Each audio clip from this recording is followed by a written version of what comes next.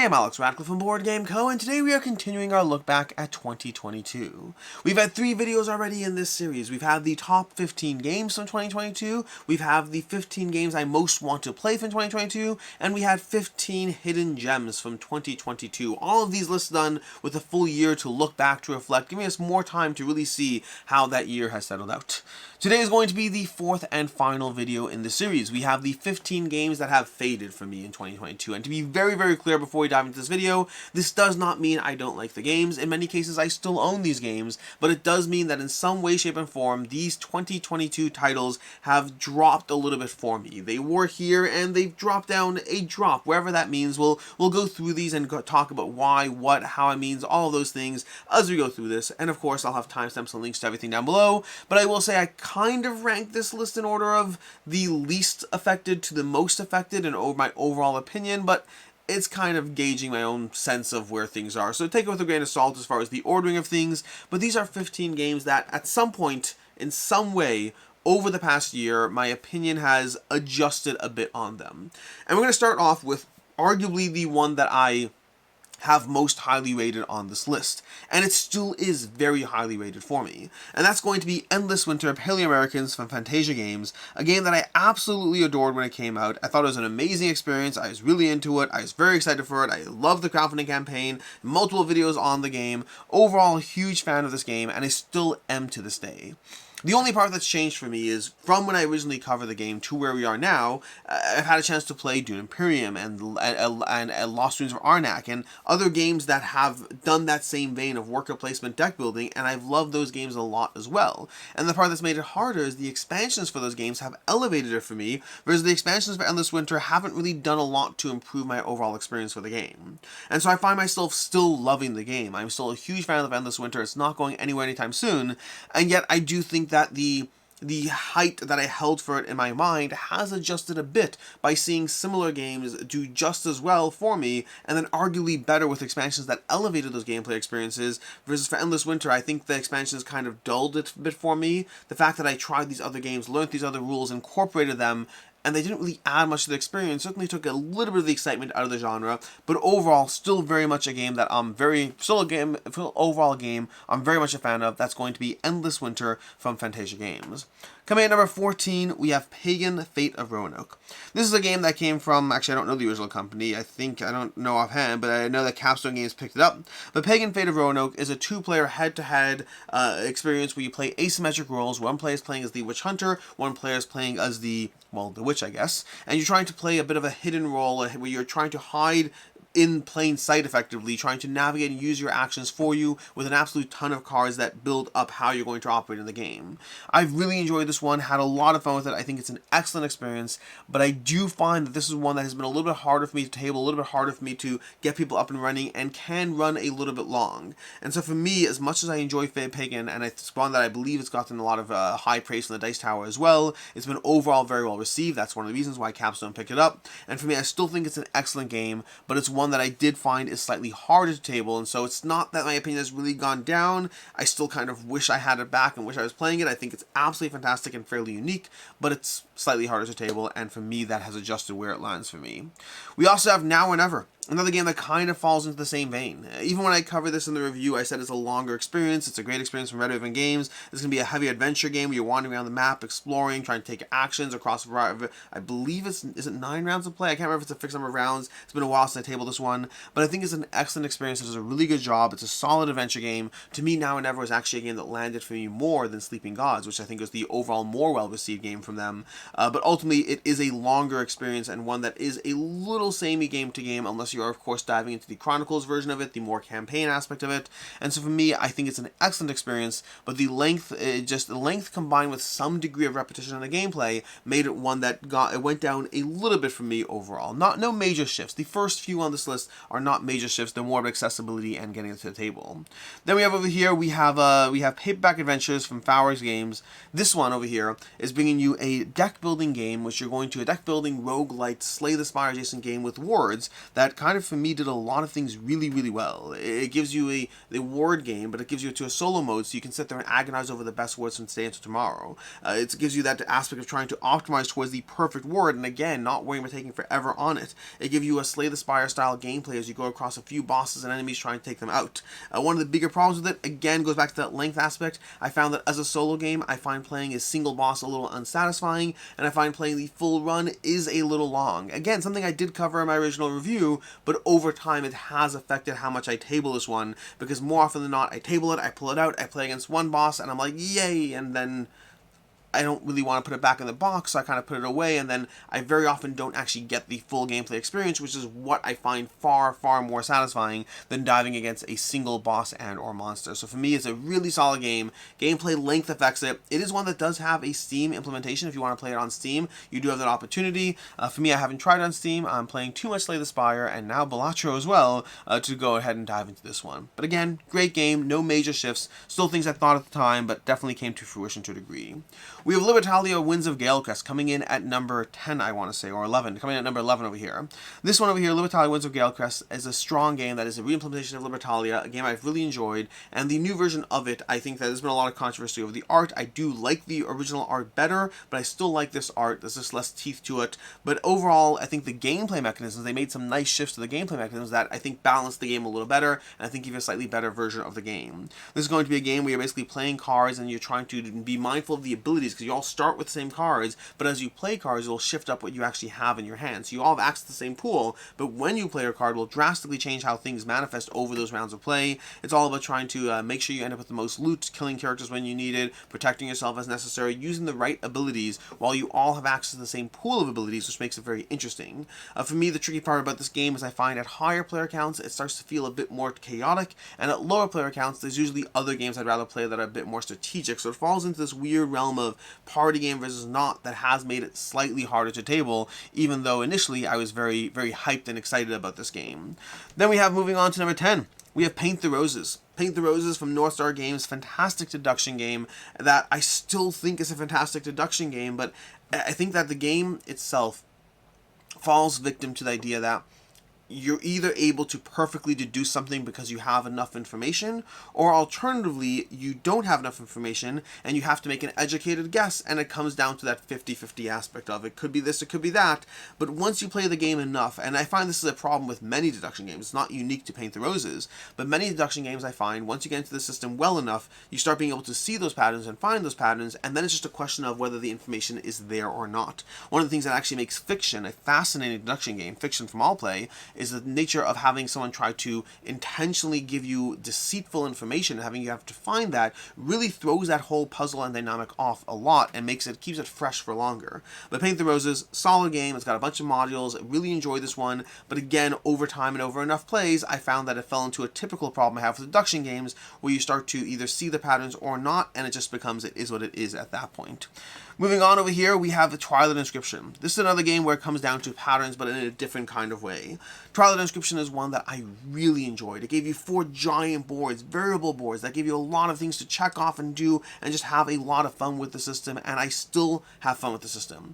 I also got rid of it though, because for me at least, I found that there was a particular board that if you worked on that board first, you were almost always guaranteed to win, assuming you did so with some degree of strategic play as well. And that to me, the idea that one board is more powerful than the others, and I can't guarantee it's true, I don't have dozens of playtests under my belt, but ever since I noticed that, I probably have like 6 or 7 plays under my belt, and it became the easy way to win. Now, obviously, if every player goes for that, it changes the dynamic, but then it just becomes a less of a free puzzle of where to go, and more of a, hey, focus on this one board of the 4 boards first, because that's the optimal pathway towards victory, and I guess I felt a little bit stifled into a specific direction. I still think it's a great game, I still had a lot of fun with it, but that definitely did pull me down a drop on how much I like the game, and my need to own it and get it to the table, considering all the other roll and write games I have.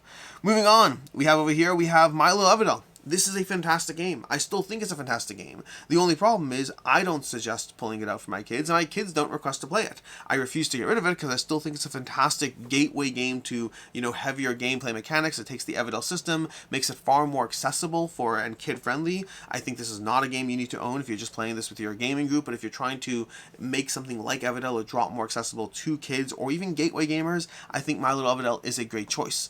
The only reason it's down here is despite me having all those positive thoughts and opinions, my kids don't ask to play it, and I don't suggest it, and that means that it has to in some way, like at the end of the day, it's very easy to be excited about things, but if they don't make their way into the repertoire, if they don't make their way into your gaming lexicon, it's not even about playing them. There are very often games where I try to get them played, and they aren't necessarily selected. People don't choose them, whatever it is, but as long as they are trying to be played, I consider it a success, something that people want to table. My Lil Everdell just doesn't really get talked about in the house. It's, again, I like it. I kind of should suggest it, but I just find I pull other things off the shelf, and they ask for other things, and that has to in some way count for something or against something. We also have Framework. I think Framework is delightful. It is one of my favorite games from Uwe Rosenberg's system of sequencing different things together as you try to score and accomplish goals, placing tiles that both give you goals and accomplish goals at the same time. He has a bunch of games using this mechanism with a variety of different publishers, and I think they're all fun, and I think Framework is my favorite one of them. But I also know that when I first played Framework, I played it so much, I really enjoyed it, I was super into it, my overall thoughts and opinions were much higher, and I think time has settled me a bit. It's still a great game. I went from like loving it and think it's absolutely incredible to just thinking it's the best version of that system, and I've cooled a bit on it just in terms of how good a game it is while still thinking it's a great game. We have Akropolis, kind of the same situation over here, and Akropolis to a certain extent I called it. This was a 5 out of 5 for me. I think it has gone down a bit for me, and it's just because one of the things I did mention in the review is that when I first reviewed it way back when, is I think Akropolis is a little samey relative to other games doing a similar kind of point scoring optimization. You're building out a city, you're drafting tiles, you're stacking your city up, you're trying to figure out your pathway of which tiles are going to score you the most points as you build things out, and I love the game. It's also very repetitive in the same game to game. You don't have anything really mixing it up as far as variable goals or anything that really changes the experience. And so for me, Akropolis is still a great game, but one that at the time I was concerned that over time it might drift a bit because nothing changed up the experience. It's not like Calico or Cascadia where I'm playing a different game every time. I'm playing the same exact game every single time I play, and as good as it is, it means that it doesn't hold up as well to repeated plays, so Akropolis has dropped a little bit for me. Then we have Bear Raid. Bear Raid from All Play Games. This is one that when I first played this game, I thought it would replace Stockpile for me. Stockpile is a game from Navu Games that gives you a fun little stock picking simulation, and I really enjoy that game, and I think it's very solid, and I think Bear Raid was a better version of that game. I think Bear Raid gave me the same feeling, but just had more strategy and more interesting things going on as you watch the market boom and bust and try to ride those waves appropriately. I've also found that Bear Raid is not as intuitive to teach and play, and so for me, over time, as much as I did enjoy it, it shifted downwards versus Stockpile. I don't know if it's a forever game, but for right now, it's still here. Stockpile has that greater accessibility, a little less reward, but a little bit more accessibility, and that made it a better game for the type of game that I think Bear Raid is trying to be in my collection. Still think Bear Raid's fantastic, but I think Stockpile for me is kind of a similar vibe. I've talked about this before, but Kingdom Builder versus Winter Kingdom. I love Kingdom Builder. I think Winter Kingdom did it better. I got rid of Kingdom Builder and kept Winter Kingdom, and then found that I tabled Winter Kingdom less because even though it was a better game, it was harder to teach and onboard and get people up and running, and ultimately I got rid of Winter Kingdom and went back to Kingdom Builder. Similar rise with Bear Raid and Stockpile. Sometimes the better game isn't always the better choice. Moving on from there, we have Resurgence. This one saw a big drop for me, unfortunately. Resurgence is one that I was a big fan of doing the crowdfunding campaign, and even after, honestly. Like, when the game arrived, I played it like 5, 6, 7 times more. Like, when the game arrived, I really enjoy Resurgence. I think it's a fantastic game from Stan Kanonsky that is really, really well implemented. Gives you a lot of mission goals, a degree of worker placement, and trying to figure out and build up your tableau as you go through the game. I do find that this one falls into samey patterns for me, that the more I played it, the more I started to feel that I wasn't really playing something new, I was just playing the game. And for me personally, I like the feeling of exploring new patterns. I like the feeling of optimizing within a system that gives you a set of rules, but then changes it up enough that it's always a different puzzle. I didn't get that feeling from Resurgence. I got the feeling that I was optimizing rather than experiencing any degree of variability, and for me that does affect my enjoyment of the game. Resurgence is still a great game. If you like optimizing, dear lord, this is a great game. But if you want that additional level of variability, this is one that, I got 10 plus plays in before I got to that point, but it is definitely one that has cooled for me.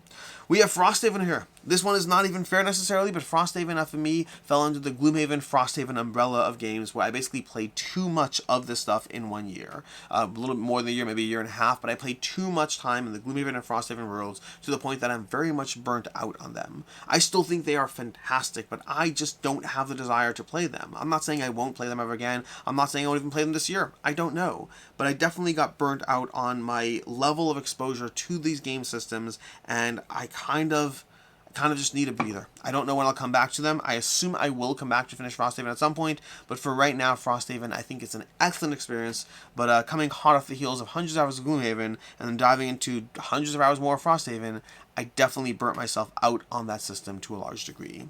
Moving on from there, we have Dead Reckoning. Dead Reckoning, wait, no, I think I skipped one.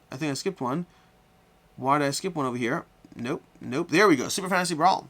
Spoiler alert, number 1. Super Fantasy Brawl. Super Fantasy Brawl is going to be number 2 over here. This is one that definitely cooled on. Super Fantasy Brawl is a excellent game that I really enjoy. I was very hyped when I found this game, discovered this game from Fun with the Games. Had a lot of fun with it, building little teams of heroes. It was accessible, yet charming. It focused on skirmish, but also focused on objectives, so it didn't feel like it was all just about the skirmish. I've had a lot of fun playing this game, and I think Super Fantasy Brawl is a great looking game and a great game. Obviously, it has now the Mythic Games production as a part of it, so, I mean, at this point, Mythic Games is more complicated where things are, but, I mean, I don't know who owns this game at this point. Either Simon or Monolith picked this one up. I don't know which one, but either way, Super Fantasy Brawl, I think it's a great game. I do think that over time, as I played it more and more, I started to feel that I didn't feel the heroes mattered enough in terms of their feel or appeal, or maybe I wasn't playing it enough to benefit from being able to draft the heroes properly, and so it kind of felt like a almost party skirmish game. Grab a few heroes, have a little fun with it, and I do enjoy it, but over time I felt like I saw enough of what the game had to offer that I definitely cooled on it to a degree. Still think it's fantastic, still think it looks beautiful, still think it plays in a lot of fun, and I think it's very accessible. I think it's a good intro skirmish game, but for me, the more I got of it and the more I kept trying to play it more, I found that, hey, I got my plays in, I saw what I had to see, and Super Fantasy Brawl definitely stepped down a notch for me. And then arguably the biggest drop for me is Dead Reckoning. Dead Reckoning, is, again, I still think is a great game. I think Dead Reckoning from AEG is a card crafting system from John D. Clear. It's a ton of fun to play. I think Dead Reckoning is a very rewarding experience to build up your tableau, but ultimately for me it is one that runs a little long. It runs a little long for the experience you get. Because of that, I almost always try to play it at 2 players. Anything more than 2 players, and I'd kind of rather play something else. But the problem is 2 players doesn't really give you the full piratey feel, and it feels like you're doing your own little race with the occasional skirmish clash back and forth, which doesn't give me the same feeling that I want out of it. I think it's a great game. I've had a lot of fun with Dead Reckoning, but ultimately is one that from my very first play when I played the prototype way back when, and how much I love that game, to where I am with it now, where I think I'm always happy to play it, but I'm just not as excited about it as I used to be, because even though it gives you a great gameplay experience, it asks a lot of your time to get there, and or lower player counts to not give you the full experience, which that's just a trade-off that has affected my overall enjoyment of it. I also know that I'm someone who never really benefited from the Chronicles. Like, I played through the Chronicles to a degree, and I thought they were okay, but I wasn't as enamored with them as some people were, and so for me, that element of the game was also a bit of a miss. Still think it's fantastic, still think it's great, but definitely saw a large drop for me from my very first play to where I am now. And that's where we are. That's what we have over here. We have 15 games that faded for me from 2022 titles. These are all games that I got a chance to play them. Sometimes I got the chance to play them earlier than the prototype phase. Sometimes I got a chance to play them when they showed up. But these are 2022 games that, well, 15 games from 2022 that, as much as I enjoyed them, over time, exposure, more plays, or more trouble playing them, my opinion of them has adjusted a notch downwards from when I initially covered or talked about them on the channel. Which happens. Again, I cover hundreds of games a year. I cover hundreds of games a year. Inevitably, some of them are going to adjust, some up, some downwards. The up ones usually get categorized by my 15 best games of 2022, and these are not the 15 worst games of 2022, not by a long, long shot. But these are 15 games that my opinion adjusted and adjusted downwards. In any case, until next time, I'm Alex Radcliffe from Board Game Co. I hope you enjoyed this video, and as always, I hope you have a good one.